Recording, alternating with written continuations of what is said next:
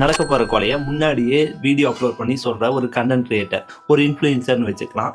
அந்த கொலையை நம்ம ஹீரோ தடுக்கிறதுக்காக ட்ரை பண்ணுறாரு. ஃபஸ்ட்டு கொலையில் அவருமே அதில் இன்வால்வ் ஆகிடுறாரு, அவருக்கே தெரியாமல் அது கொலை தான் அப்படின்ட்டு. அதுக்கப்புறம் இதுக்கு பின்னாடி யாரெல்லாம் இருக்கா அப்படிங்கிறதையும், நம்ம ஹீரோ இதுக்கு எப்படி சம்மந்தம் அப்படின்ட்டு, நம்ம ஹீரோவுக்கு பர்சனலாக ஒரு ப்ராப்ளம் இருக்குது, அதுக்கும் இதுக்கெல்லாம் என்ன சம்மந்தம் அப்படிங்கிறத கொஞ்சம் கூடி போர் அடிக்காமல் எடுத்துருந்துருக்காங்க. இந்த சீரிஸோட பேர் தான் மில்லியன் ஃபாலோவர்ஸ் டிடெக்டிவ். இது ஃபுல்லாகவே பார்த்திங்க அப்படின்னா இப்போ இருக்க சோஷியல் மீடியா ட்ரெண்டுக்கும் அதை யூஸ் பண்ணி எப்படி இந்த கொலையெல்லாம் முன்னாடி சொல்கிறாங்க அப்படின்னும், அதை வச்சே நம்ம ஹீரோ அப்புறம் அவங்களோட டீமெல்லாம் எப்படி இதை கண்டுபிடிக்கிறாங்க அப்படிங்கிறத ஒரு இன்ட்ரெஸ்டிங்கான வெப் சீரிஸாக எடுத்திருக்காங்க. மொத்தமே ஒரு 8 எபிசோடு தான் இருக்குது. பட் நல்லாயிருக்கும், கொஞ்சம் கூட போர் அடிக்காமல் இன்ட்ரெஸ்டிங்காக போடியும். கடைசி எபிசோடு முடிகிற வரைக்குமே ட்விஸ்ட் இருக்கும். பட் சில வெப் சீரிஸில் தான் கடைசி எபிசோடு முடிஞ்சதுக்கப்புறமும் ட்விஸ்ட் இருக்கும்ல, அதே மாதிரி 7வது எபிசோட்லேயே கதை முடிஞ்சிருக்கும். பட் 8வதுல இன்னுமே ட்விஸ்டெல்லாம் வச்சு சூப்பராக எடுத்து வந்திருக்காங்க.